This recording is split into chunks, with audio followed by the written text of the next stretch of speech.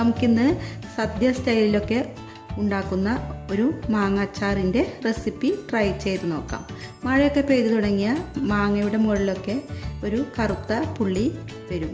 അപ്പോൾ കുറച്ച് കഴിയുമ്പോൾ മാങ്ങയൊക്കെ കേടായി പോകാൻ ചാൻസ് ഉണ്ട്.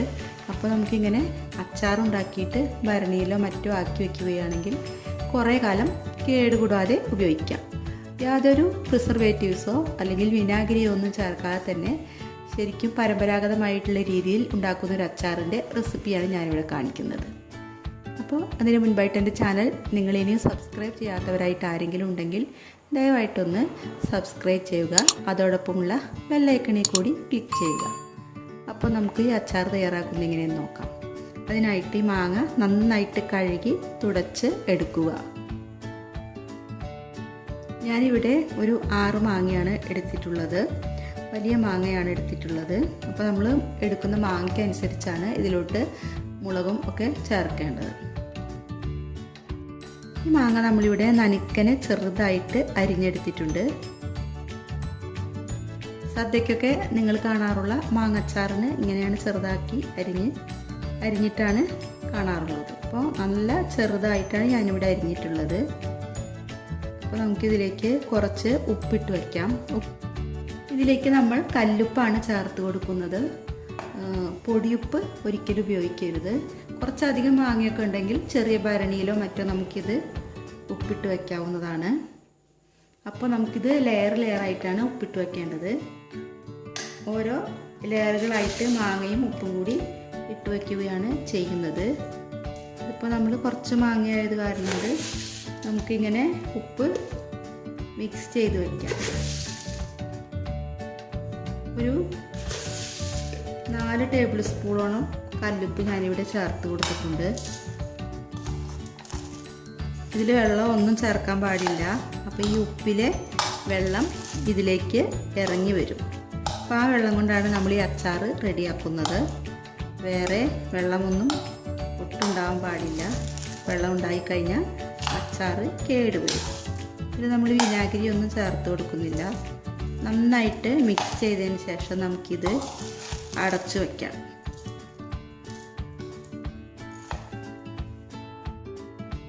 ഇപ്പോൾ ഇതിൽ ഉപ്പ് കുറച്ച് കുറവുണ്ട്. അപ്പോൾ നമുക്ക് 1 ടേബിൾ സ്പൂൺ ഉപ്പ് കൂടെ ഇതിലേക്ക് ചേർത്ത് കൊടുക്കാം. ഇപ്പോൾ ഒരു 6 മാങ്ങയ്ക്ക് ഞാനിവിടെ 5 ടേബിൾ സ്പൂൺ കല്ലുപ്പാണ് ചേർത്ത് കൊടുത്തത്. അപ്പോൾ നിങ്ങളെടുക്കുന്ന മാങ്ങയുടെ വലിപ്പം അനുസരിച്ചിട്ട് ഉപ്പിൻ്റെ അളവ് വ്യത്യാസപ്പെടും. നമ്മളിത് ടേസ്റ്റ് ചെയ്ത് നോക്കിയാൽ നമുക്ക് മനസ്സിലാവും ഉപ്പ് എത്ര വേണമെന്നുള്ളത്. കുറച്ച് ഉപ്പ് ഒന്ന് മുന്തി നിൽക്കണം. അതുപോലെ നന്നായിട്ട് മിക്സ് ചെയ്തിട്ട് വയ്ക്കുകയും വേണം.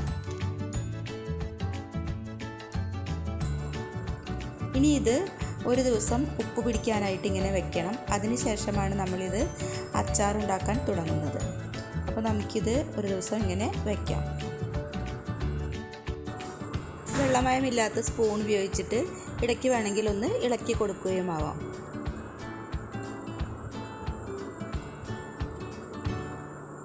ഇപ്പോൾ നമ്മൾ ഈ മാങ്ങ ഉപ്പിട്ട് വെച്ചിട്ട് ഒരു ദിവസം കഴിഞ്ഞു. ഉപ്പൊക്കെ ഇതിൽ നന്നായിട്ട് പിടിച്ചിട്ടുണ്ട്. അതുപോലെ തന്നെ ഈ ഉപ്പൊക്കെ അലിഞ്ഞ് മാങ്ങയും കൂടി ചേർന്നിട്ട് അതിൽ നിന്നും വെള്ളം ഊറി വന്നിട്ടുണ്ട്. ഈ വെള്ളത്തിലാണ് നമ്മളിവിടെ അച്ചാർ തയ്യാറാക്കുന്നത്. വേറെ വെള്ളമോ വിനാഗിരിയോ ഒന്നും തന്നെ ഇതിലേക്ക് ചേർക്കുന്നില്ല. അപ്പോൾ നന്നായിട്ട് നമുക്കൊന്ന് ഇളക്കിയെടുക്കാം.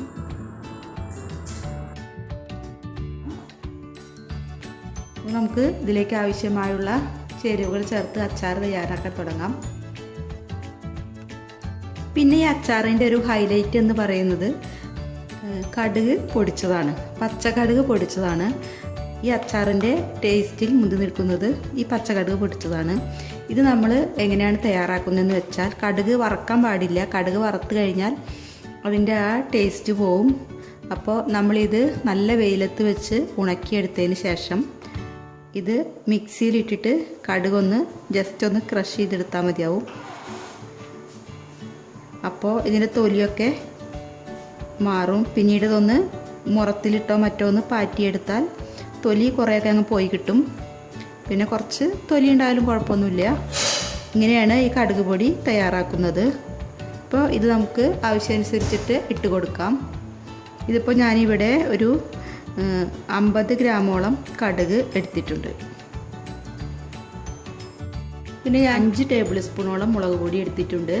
ആവശ്യത്തിന് എരിവനുസരിച്ച് ഇട്ട് കൊടുത്താൽ മതി. കാശ്മീരി ചില്ലിയും അതുപോലെ സാധാ മുളക് പൊടിയും കൂടി മിക്സാക്കി പൊടിച്ചെടുത്തതാണ്. പിന്നെ നമുക്ക് നല്ലെണ്ണ വേണം. നല്ല ബ്രാൻഡ് നോക്കിയിട്ട് എടുക്കണതാണ് നല്ലത്. എപ്പോഴും നല്ല ബ്രാൻഡ് എടുക്കുക അച്ചാറിനൊക്കെ ആകുമ്പോൾ. അപ്പോൾ ഇത് ആവശ്യം പോലെ എടുക്കാം. പിന്നെ ഉലുവപ്പൊടി, ഉലുവ വറുത്ത് പൊടിച്ചതാണ് ഇത്. അതുപോലെ കായം വേണം. കായം ജസ്റ്റ് ഒന്ന് വെയിലത്ത് വെച്ചതിന് ശേഷം പൊടിച്ചെടുത്താലും മതി, അതല്ലെങ്കിൽ വറുത്ത് പൊടിച്ചാലും മതി. ഇതും നമുക്ക് ആവശ്യാനുസരണം ഇട്ട് കൊടുക്കാം. അപ്പോൾ നമുക്കിനി അച്ചാർ ഉണ്ടാക്കാൻ തുടങ്ങാം. ഈ അച്ചാറിൽ നമ്മൾ വിനാഗിരിയോ മറ്റൊന്നും തന്നെ ചേർക്കുന്നില്ല. ഈ അച്ചാറിലുള്ള വെള്ളം മാത്രമാണ് ഉപയോഗിക്കുന്നത്. പിന്നെ നല്ലെണ്ണയും ചേർത്ത് കൊടുക്കുന്നുണ്ട്. അതുകൊണ്ട് തന്നെ ഇത് കേട് വരാതെ എത്ര കാലം വേണമെങ്കിലും ഇരിക്കും. കല്ലുപ്പ് ഉപയോഗിക്കുമ്പോൾ നമ്മളൊന്ന് ശ്രദ്ധിച്ചിട്ട് ഉപയോഗിക്കണം. പെട്ടെന്ന് ഉപ്പ് കൂടി പോകാനുള്ള ചാൻസ് ഉണ്ട്. അപ്പോൾ ആവശ്യത്തിന് മാത്രം നോക്കിയിട്ടിടുക. അപ്പോൾ ഇനി ഇതിലേക്ക് വേറെ വെള്ളമൊന്നും ചേർക്കേണ്ട ആവശ്യമില്ല.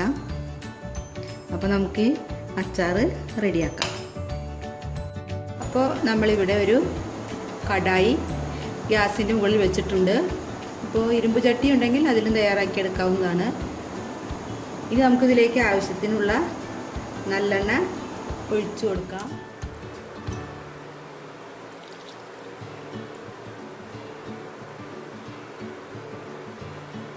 ഈ നല്ലെണ്ണ നന്നായിട്ട് ചൂടായിട്ട് പുക വന്ന് തുടങ്ങിയിട്ടുണ്ട്. ഇനി നമുക്കിതിലേക്ക് ഒരു കഷ്ണം കായം ഇട്ട് കൊടുക്കാം. ഞാനിത് പിച്ചിയാണ് ഇടുന്നത്. പൊടിക്കാനുള്ള എളുപ്പത്തിന് വേണ്ടിയിട്ടാണ് ഇങ്ങനെ ഇടുന്നത്. ഫ്രഷ് കായം ഉപയോഗിക്കുമ്പോൾ കുറച്ചും കൂടി നല്ല മണം കിട്ടും. നമ്മൾ പൊടി വാങ്ങിക്കുന്നത് ഇത്രയൊരു ഫ്ലേവർ ഉണ്ടാവില്ല. അപ്പോൾ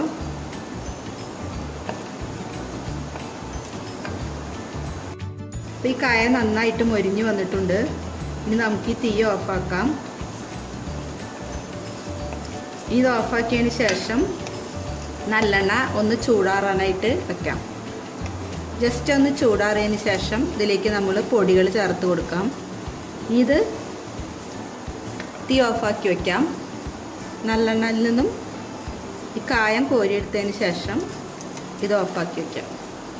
നല്ല ചൂടോടെ ഇരിക്കുന്ന ഈ എണ്ണയിലേക്ക് നമുക്ക് എടുത്തു വച്ചിരിക്കുന്ന മുളക് പൊടി ഇട്ട് കൊടുക്കാം.